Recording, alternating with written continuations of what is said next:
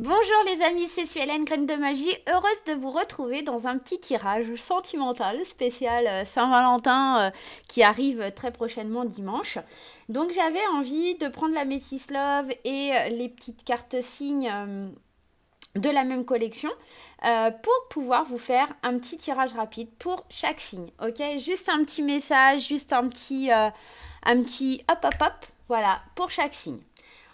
On y va, c'est parti. Je vais mélanger les cartes des signes devant vous, comme ça il n'y aura pas de jaloux ou c'est lui, c'est elle qui est passé en premier. Voilà, des choses comme ça. J'espère que vous allez tous bien. J'espère que vous passez un bon mercredi. Hein, voilà. Hop. Et puis je vais mélanger aussi les cartes de la Métis Love. Hop, hop, hop, hop, hop. Allez, il y en a qui se retournent, mais on va pas les prendre puisqu'on n'a même pas encore choisi le signe. Allez, c'est parti. Hop là. Voilà. Vous voyez, c'est remélangé devant vous, donc il n'y a aucun souci. Allez, c'est parti. On va aller tout de suite regarder quel est le premier signe dont on va s'occuper. Et on va aller s'occuper de nos amis Capricorne. Alors, qu'est-ce que les Capricornes doivent savoir pour cette chère Saint-Valentin?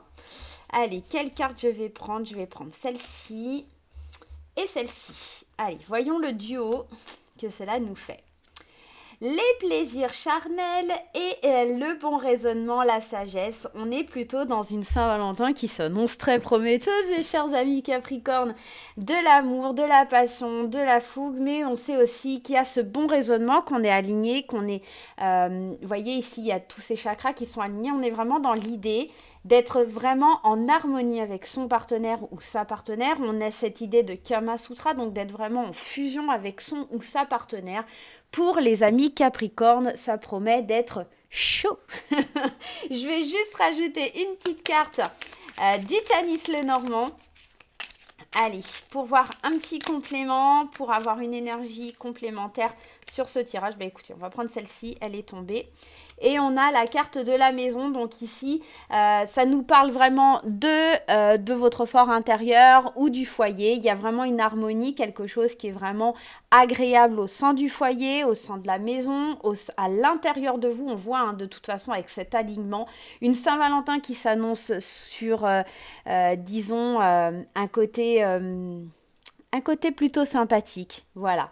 Ok, une belle Saint-Valentin en tout cas à tous les Capricornes.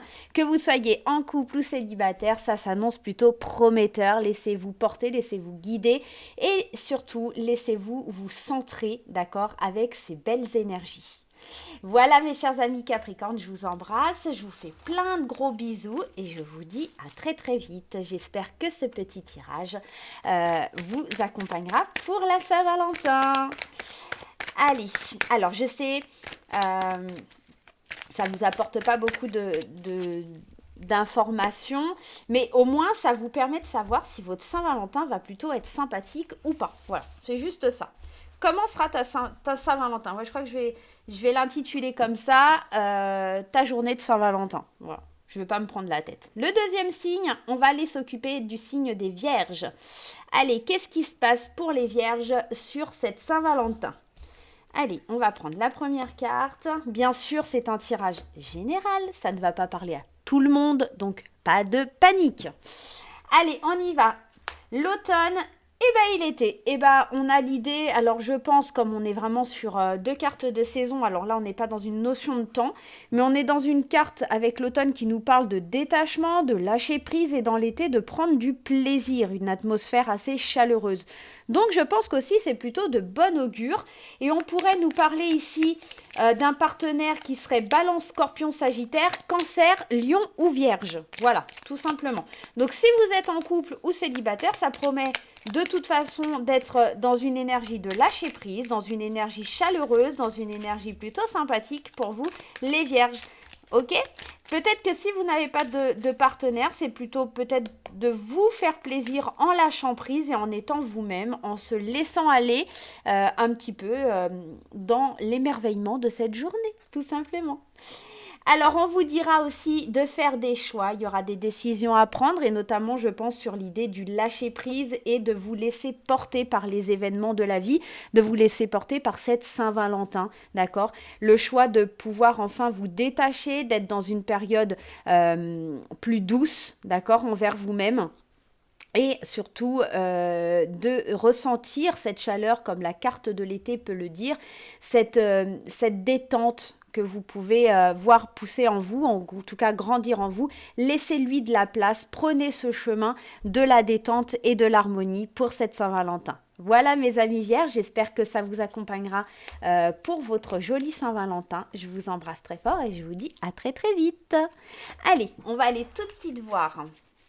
Je remélange la Métis Love. Allez, c'est parti. Hop, on met un petit coup de brassage. Hop là, voilà. Allez, le prochain signe, on va s'occuper de nos amis taureaux. Qu'est-ce qui se passe pour ta journée de Saint-Valentin, ma chère ou mon cher ami taureau? Allez, celle-ci et puis celle-ci. Décidément, l'été, il a envie de ressortir, la chaleur. Dis donc, les saisons, elles sont vraiment envie de sortir. Là, on a quand même deux cartes assez contradictoires, vous allez me dire, puisqu'on a quand même l'été et l'hiver.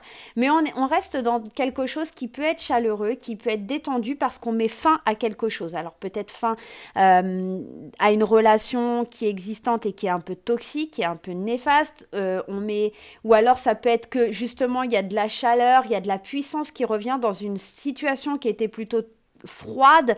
Il y a peut-être du chaud qui revient dans cette relation. Alors attendez, on va aller mettre une carte du Tanis Lenormand. Hop, on va aller voir ça. Ouais, il y a peut-être quelque chose de chaleureux qui revient dans la maison. En plus, en dos de deck, on a quand même la carte des oiseaux qui nous parle peut-être de communication au sein du foyer. Donc peut-être que si vous êtes fâché avec votre partenaire, il y a des réconciliations dans l'air suite à quelque chose, un cycle ou une certaine froideur entre vous par rapport à cette Saint-Valentin. Ça peut aussi nous dire que si vous êtes célibataire, peut-être il y a un retour de communication avec une personne ou que ça donne peut-être envie à quelqu'un de venir vous parler ou d'exprimer ses sentiments chez vous, d'accord? Ou que vous ayez envie d'aller exprimer vos sentiments.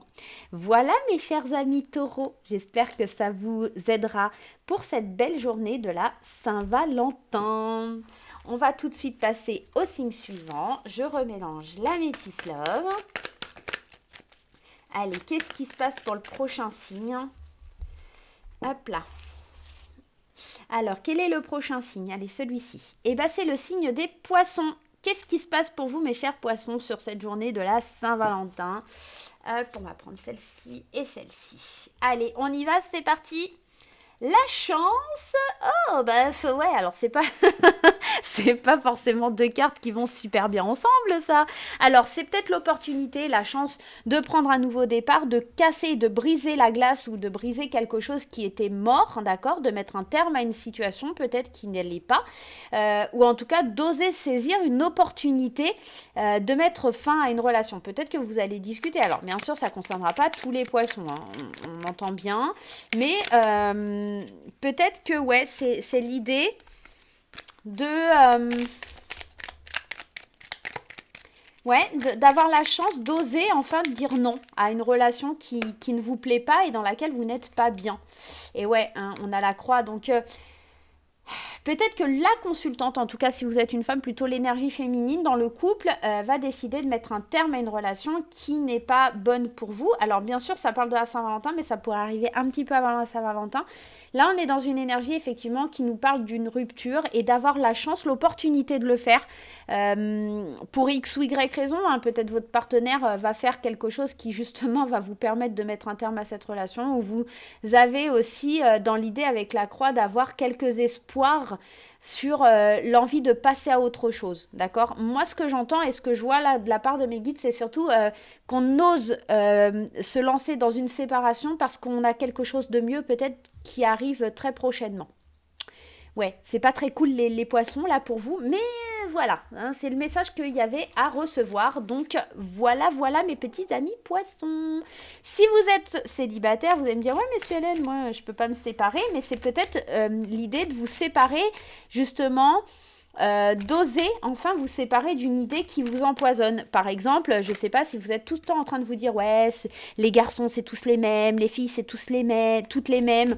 Voilà, de vous séparer de quelque chose qui ne vous convient pas. C'est enfin l'opportunité, la chance à saisir de penser différemment, de voir les choses différemment, de mettre un terme à votre passé aussi. C'est peut-être ça, c'est peut-être laisser le passé derrière soi pour recommencer une nouvelle vie, une nouvelle chance qui s'offre à vous, ok? Ça pourrait nous parler de ça aussi, hein. Donc pas de panique, hein. Allez, la Saint-Valentin pour le prochain signe, le signe des Verseaux. On va aller voir pour vous les Verseaux, ce qui se passe. Allez, celle-ci, la journée de la Saint-Valentin. Et bah, le coup de foudre et la drogue. Alors, ici, ça peut nous parler soit d'un coup de foudre pour les célibataires, une véritable addiction, une véritable pulsion, quelqu'un qui vous émoustille, quelqu'un qui vous rend presque dépendant, hein, voilà. Mais pour les couples, ça pourrait nous dire de faire attention à quelque chose qui arrive sans qu'on s'y attende, d'accord? On pourrait être dans ce genre d'énergie.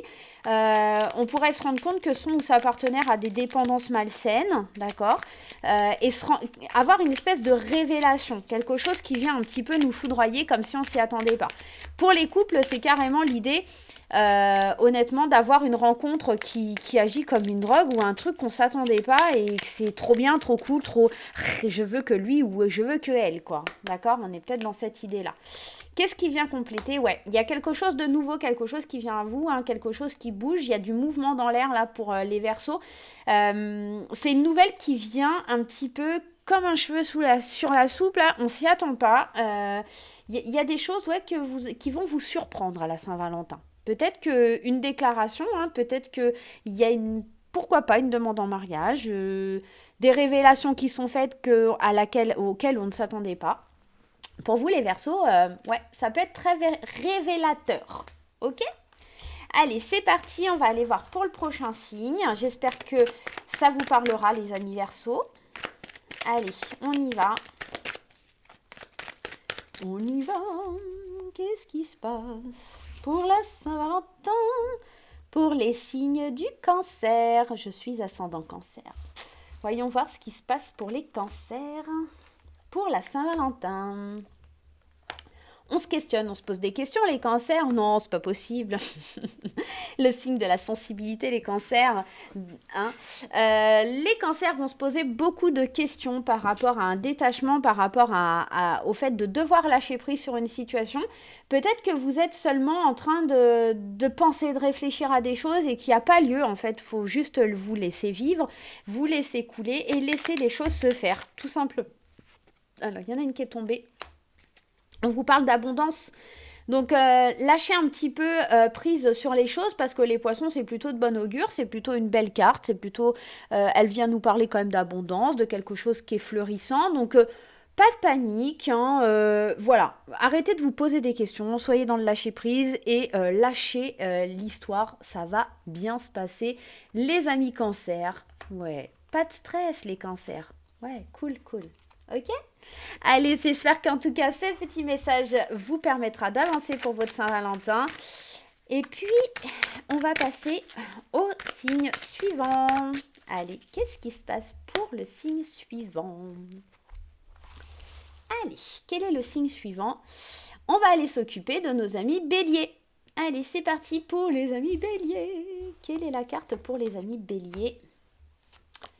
Hop là, on y va pour les béliers. On me parle de solitude, de manque de dialogue. Mais décidément, cette carte du détachement, cette carte de l'automne, elle ressort énormément. Elle pourrait concerner aussi une balance, un scorpion ou un sagittaire si vous êtes en couple avec ce genre de personnes, de ce signe-là en tout cas. On nous parle d'un manque de dialogue, d'un isolement. On nous parle de devoir lâcher prise peut-être par rapport à votre ego. Peut-être que vous n'arrivez pas à communiquer parce que vous lâchez pas prise sur une situation tout simplement, hein, que votre ego est un petit peu plus fort que tout et que vous ne laissez pas aller, hein, là. Hein. On vous dit quand même que c'est plein d'espoir, votre relation pour cette journée de la Saint-Valentin, malgré les querelles, malgré les disputes, c'est quand même beaucoup d'espoir qui sont là.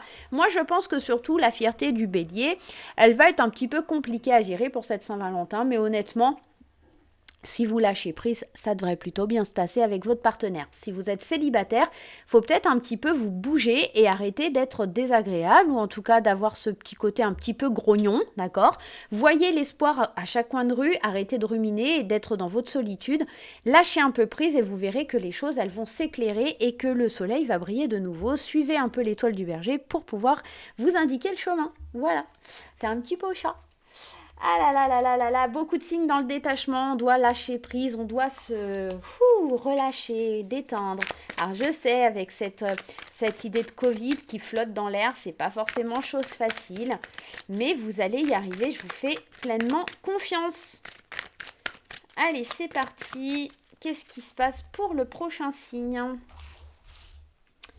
Ah, les balances ! Enfin, nous voilà les balances. Le meilleur signe du zodiaque.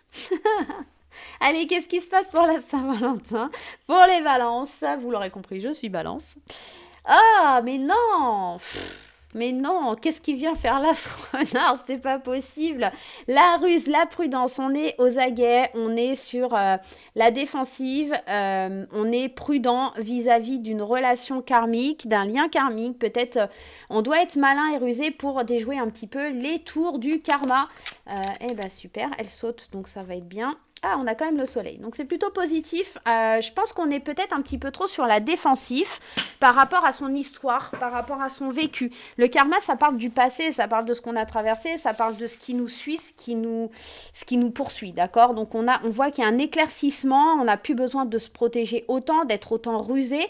On est peut-être aussi dans l'idée qu'avant, vous avez traversé des épreuves avec des personnes qui ont été malhonnêtes, mais aujourd'hui, on voit qu'il y a la lumière qui est faite sur votre karma et que vous pourrez aller de l'avant sans qu'on vous porte préjudice.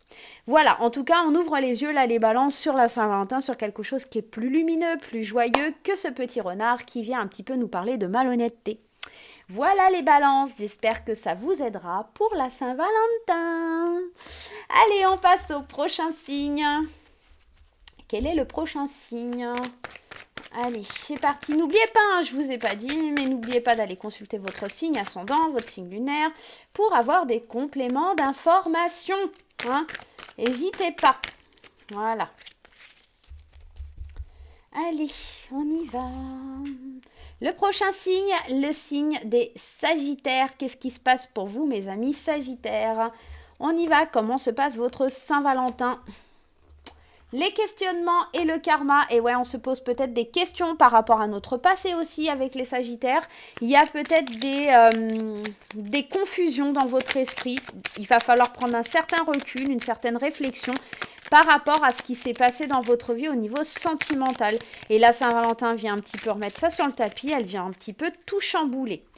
Le lys et les bavardages qui sont tombés, j'ai l'impression qu'on acquiert avec beaucoup de sagesse les paroles de quelqu'un. J'ai l'impression qu'on va avoir besoin de discuter, besoin de parler, besoin de retrouver cette sagesse intérieure pour pouvoir se retrouver et avoir un cheminement de paix. En plus, on a quand même la carte du soleil en dos de deck, donc c'est plutôt sympathique pour vous les Sagittaires. C'est juste une notion où on se pose des questions par rapport à tout ce qu'on a traversé peut-être depuis la dernière Saint-Valentin.